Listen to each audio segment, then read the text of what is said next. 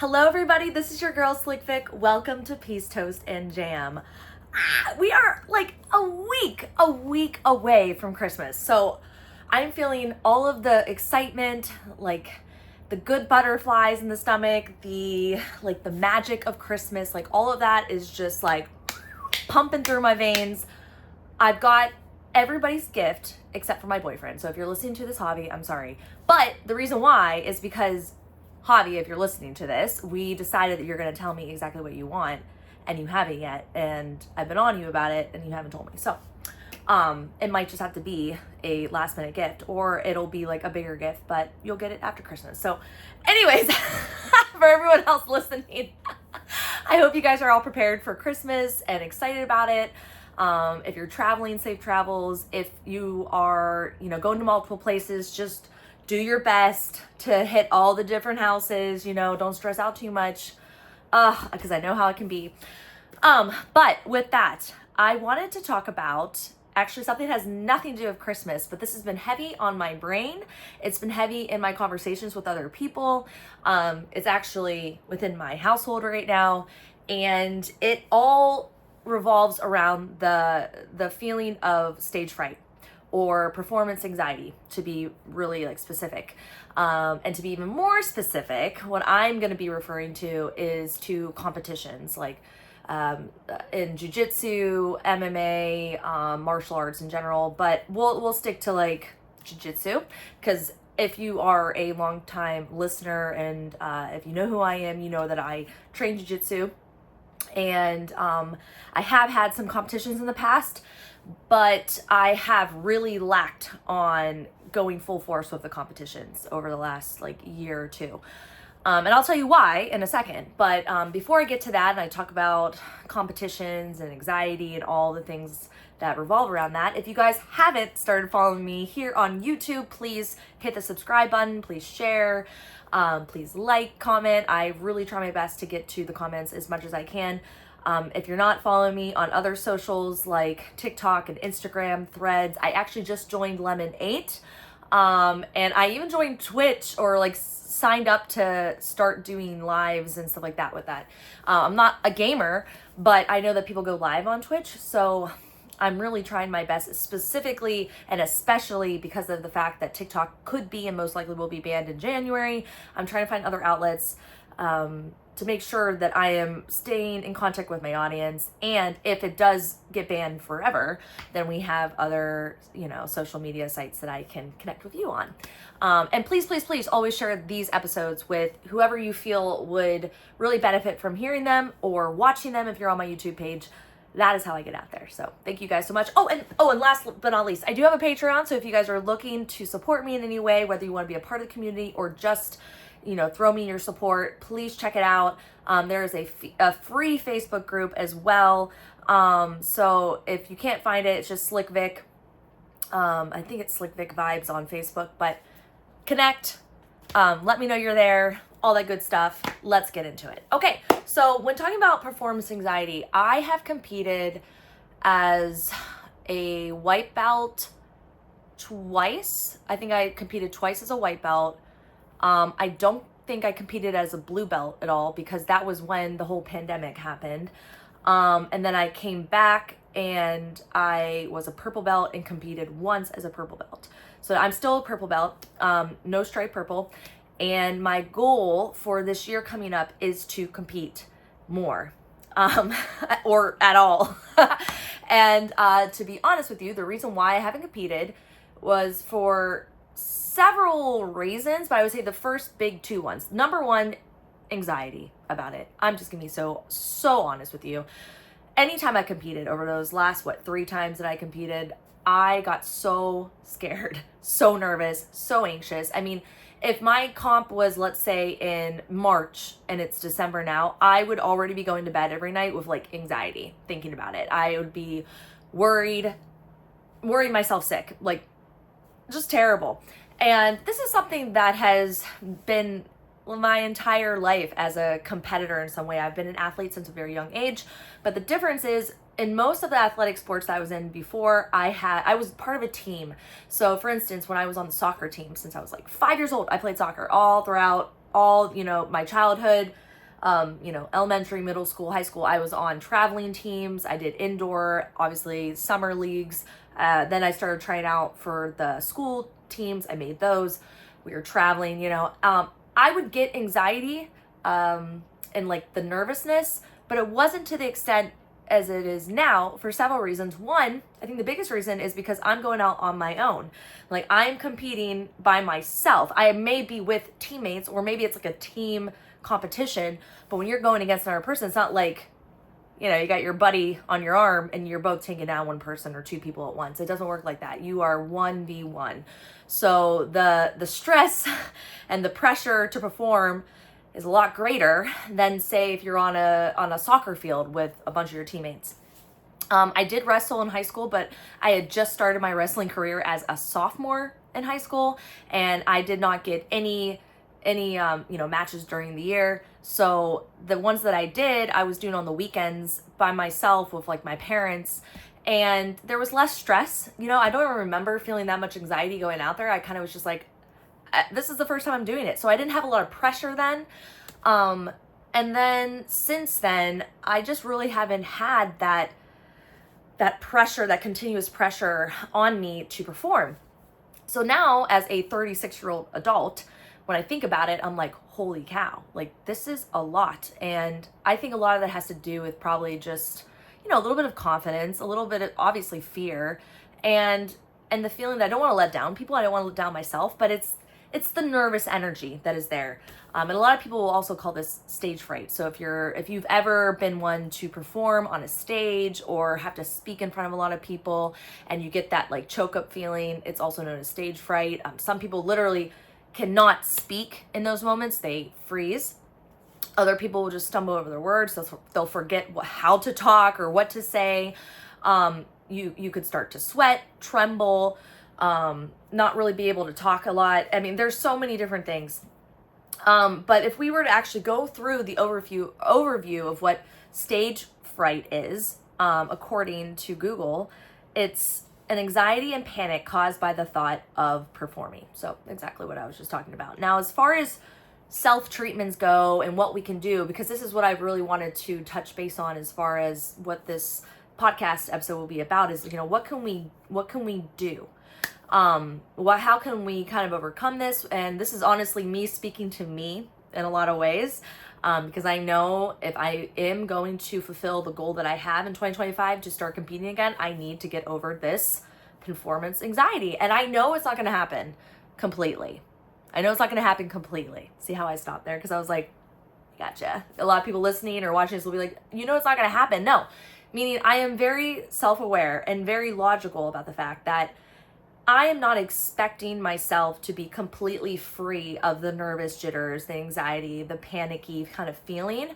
My goal in self-treating and all of this is to prepare myself to a point where I'm able to lessen the frequency and duration of that feeling or of those feelings. And when I do start to have those feelings, that I have a couple things in my pocket, in my tool belt, as I say a lot on this podcast, to help self-regulate, to help myself just calm down, to get back to a baseline. I mean, our minds are so powerful that if I sit here long enough and talk about this and think about all the things that go through my mind and body when preparing for a competition or the competition day and what happens when you're about to step out, I can literally start to feel my heart race. Like I can start to sweat, like, oh my gosh, the pits will get wet here.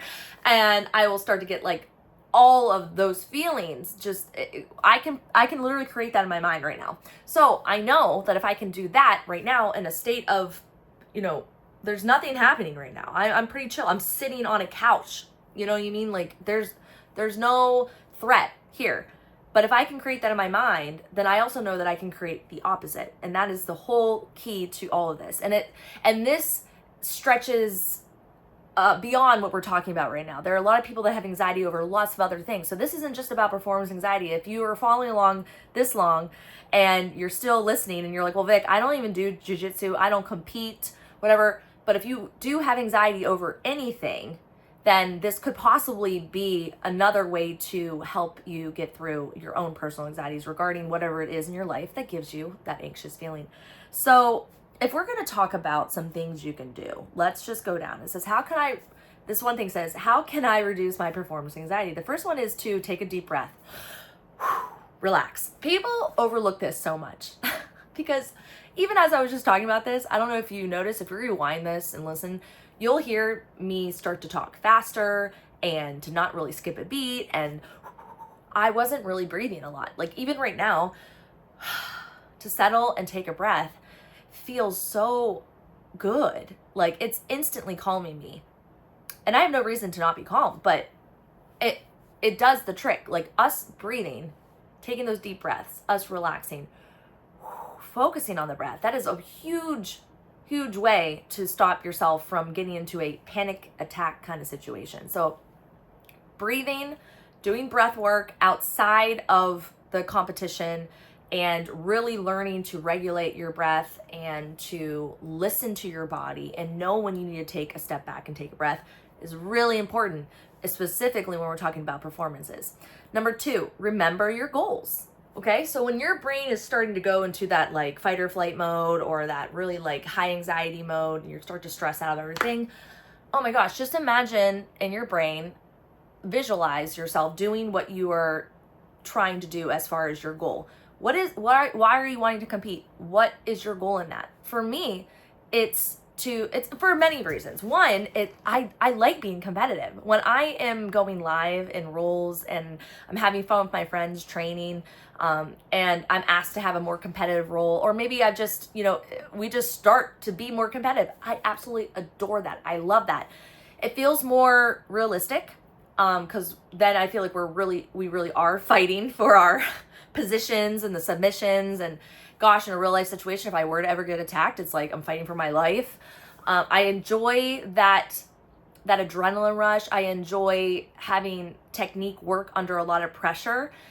But when you're training with your friends, the pressure to actually win is not there, at least not for me.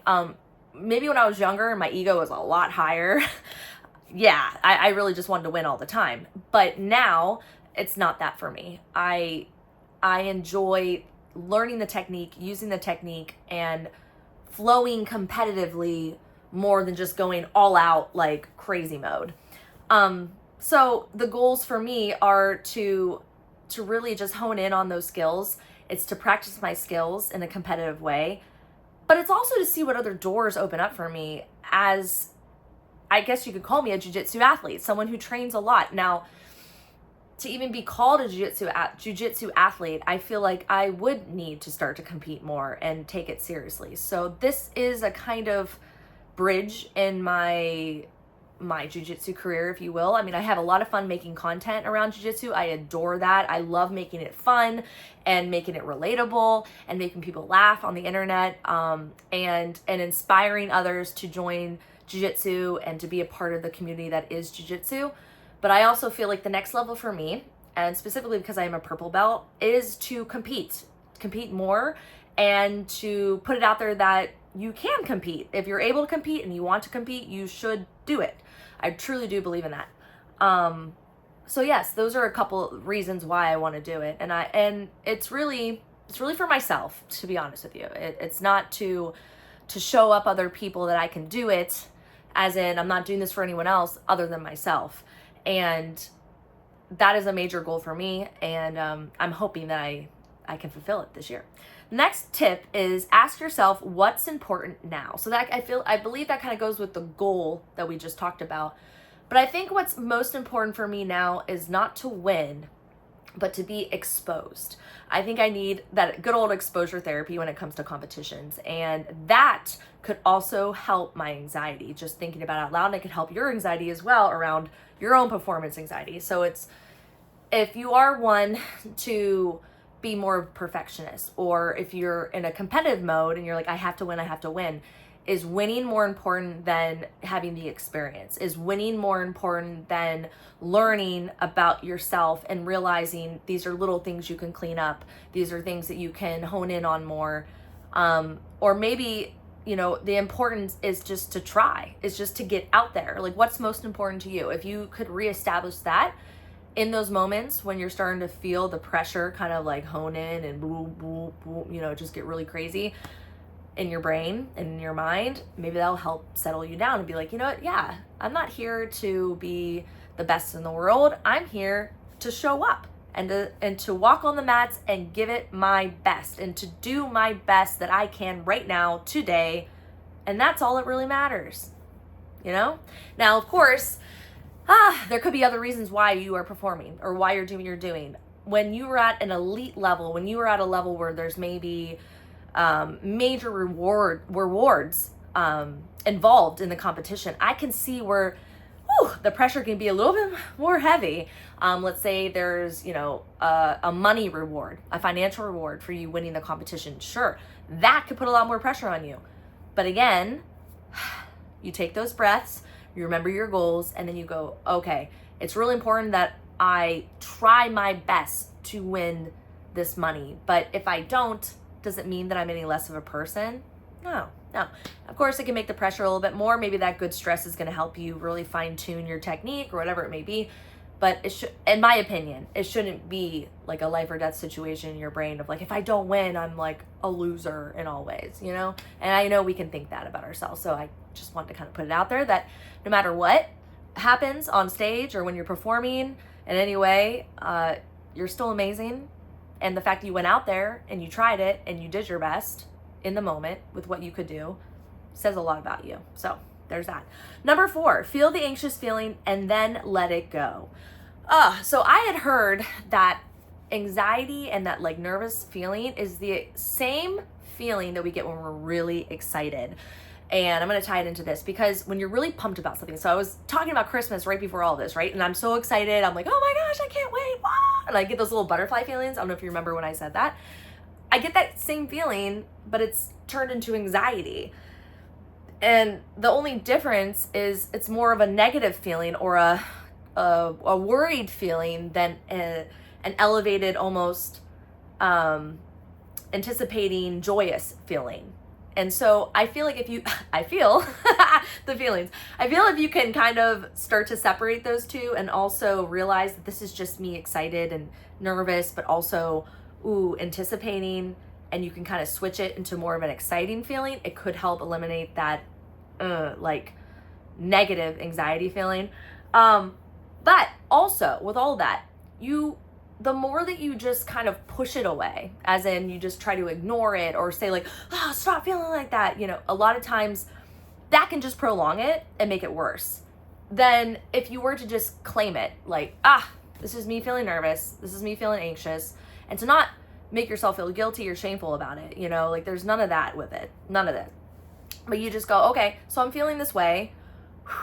All right, I'll just let it go. Like I have the power to do that. I just had the power to create it. Remember when I was talking about our mind? You can create a moment in your brain right now and relive any moment in your life that's ever given you a lot of really heavy feeling before. And you can just as quickly get rid of it and spin into something you would like to, maybe a more peaceful, balanced feeling, maybe a more joyous, more excited feeling. But you are in control of that with your thoughts. So the more that you accept it, and then say, okay, now I'm going to let it go, the easier it is, I believe, to keep letting it flow away from you. Of course, I say all this and I'm human, and I know that when I do compete in 2025, see, I'm putting it out there, when I do compete, I'm gonna feel all these feelings and I'm gonna have to go through these tips and go, remember, Vic, remember what you talked about. Remember that it doesn't have to stay there. And maybe the reason why you're feeling it is because it has some importance to you. It has some value, and that's not bad. That's great. But just don't let it like stop you. Don't let it stop you in your tracks of doing what you want to do. Don't let it really just harm your performance. You know what I mean? So I think that's a really good tip, to feel the anxious feeling and then let it go. And then for the 5th tip and the last tip, it's all about mindset and interpretation of pre-performance anxiety. So it's all about mindset and interpretation of pre-performance anxiety. And by the way, I got this from completeperformancecoaching.com. So if you wanted to look this up and kind of go through the 5 tips yourself, I I just felt like it was a really cool summary of tips, but you can kind of go through them a little bit more and it'll break it down. So for the last one, it's, are you going to see this feeling as a good thing or a bad thing? And that honestly just tied right into what I was talking about as far as, is this an exciting feeling? Is it a bad feeling? Is it a nervous feeling? Is it a stressful feeling? Is it good stress? Is this making me feel sick? Am I allowing it to make me feel sick? There are so many ways that sorry, I just tapped that. There's so many ways in which you can interpret this, and your perception around it is going to give you a whole nother world, regarding what this feeling is, what it really means to you, and how you're going to allow it to affect you in that moment. So on the site, it goes, are you going to see fear and anxiety as a bad thing and something that should be avoided? Or are you approaching it as the trigger that tells you, feeling this anxiety means I'm ready to go and my body is saying that it's go time. It means I care a lot about my performance. So which mindset will you choose? In the end, pre-performance anxiety is up to your interpretation of its value. Woo! Without even reading that little bit, I was spot on. And tap myself on the back. Yeah. But I agree. I totally agree. It's all about how you're going to interpret it. It's all about your goals. It's all about why you're there, why you're doing it, and allowing yourself to just be human, to know that you are not perfect. You are here to experience life, and everybody has a day 1. Everyone has a day 5. Everyone has a day 20. The greatest in the world. There's always going to be a first, a second, and maybe a third place if we're talking about the Olympics, right? But to be number 1 amongst the greats, it's just, I've talked about this a lot with my boyfriend, but truly at that point, it's just, it's luck, because if you have the best of the best of the best, one of them is going to win. So it's probably just one person just slipped up a tiny bit or just was a tiny bit better of the other. So when you have these performances in your life, and let's say you do come out on top, bravo, you did it. Keep that flow going. But let's say you have a performance and it's not what you thought it would be. It was less than par. It just wasn't that great. Something happened. Don't allow that to seep in and kill your spirit. Don't allow that one moment in time now just completely stop you from ever trying again. If it's something that is important to you, if it holds value, instead try to see it as a lesson, as a chapter, as an experience, and know that you are amongst the very few in the world who actually do that, who actually go out there and try. There are a lot of people that will talk the talk and they will say what they want to say, but have they ever stepped out there and actually performed? Some might have. Some may have done just a couple of times and that's it. Some people have only won in their life and they feel like everyone else should be that way as well. Some people have only lost and they feel like they're maybe jaded and they would never want to go back out there. It's not for everybody. But if it's something that's important to you, I feel like it's something in which you should already know in your heart and your mind that you are doing your best in that moment, and to protect yourself with that, to go in and say, I'm just going to do my best and that's it, and not expect too much else.